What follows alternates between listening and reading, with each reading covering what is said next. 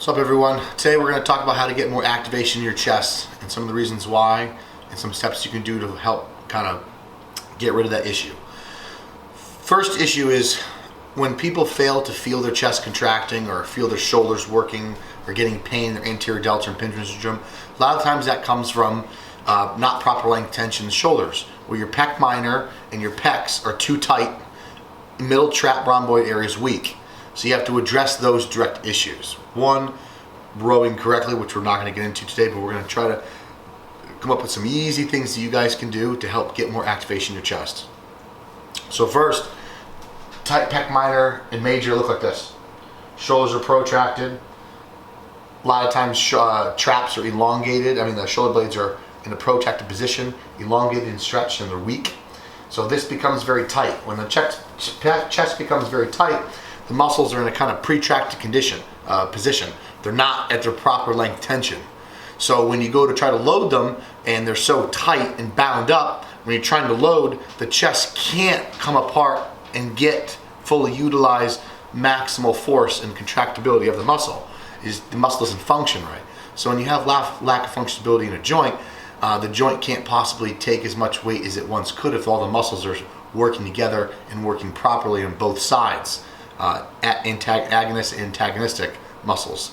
All right, so it's very important that these muscles become loose, back muscles become a little stronger. All right, so some of the things you can do is step one is stretch and use mobility work. Okay, so what I like to do is I'll use a softball or I'll use the fat grip foam roll, and I'll roll in here.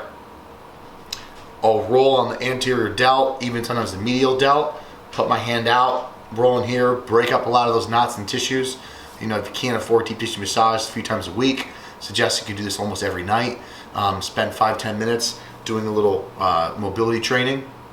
Now what I would suggest is, you know, you first start doing with a little bit of, I grab like a gray band, orange band, green or red, depending on your ability level, your flexibility level. And you grab the band and you hold like this, kind of snug, and the band flex. And you come up and you come behind your head, forward, behind. You do maybe 10, 15 reps, 3 sets to kind of get the joint moving, get a little muscle, get a little blood into the muscle. And then I like to do is I like to roll on these areas with a foam roll, softball, or fat grip.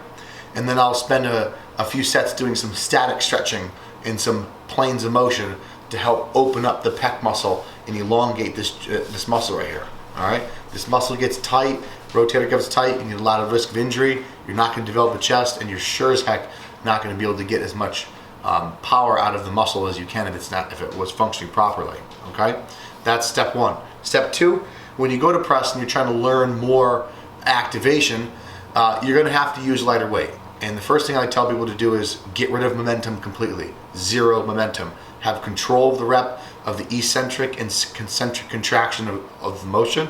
Stop the weight, start the weight. Stop the weight, start the weight.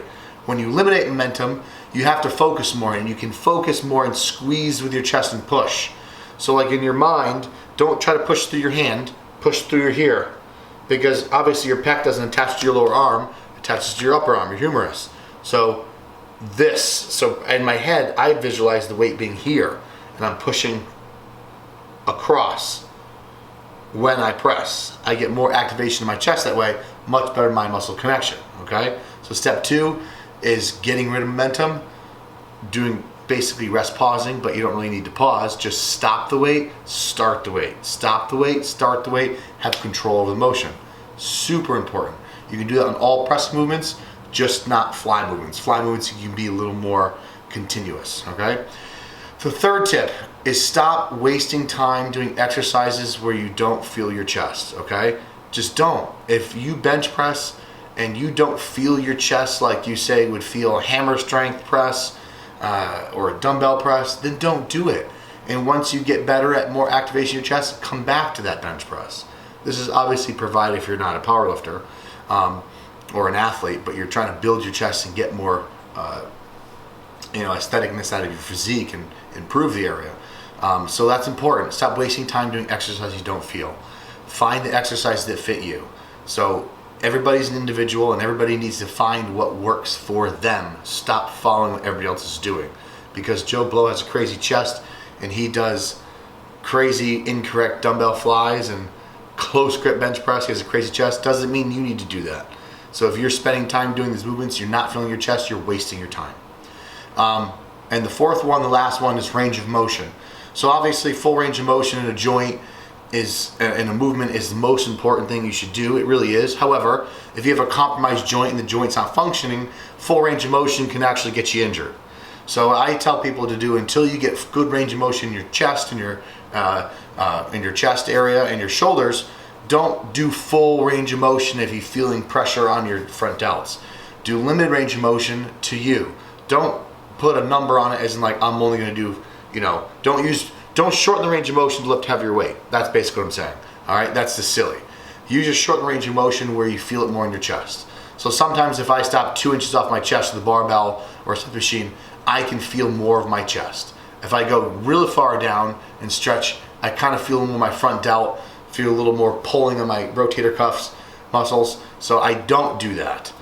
Certain movements I might. Dumbbells I can able to get down to good squeeze now that I have greater flexibility in my shoulder than I used to be. So that's an important thing. Range of motion is really determined by using the individual and how it feels. If it feels good, then work with it and work your way down to the full range of motion until you're doing the full thing. Don't just remain in limited range of motion. The other aspect and tip is obviously a full range of motion where your upper arm past the midline of the body can potentially put a lot of risk for your shoulder. So if you're injury prone for your shoulders and you have a long history of issues, then we probably suggest not doing that and staying with a limited range of motion. But if your shoulders are healthy and it's just an activation thing, you definitely want to work your way into that full range of motion. All right, guys, I hope that helps, but it really does work. I've utilized it myself personally and a few of my clients, and they've had great results with it. Definitely worth a try.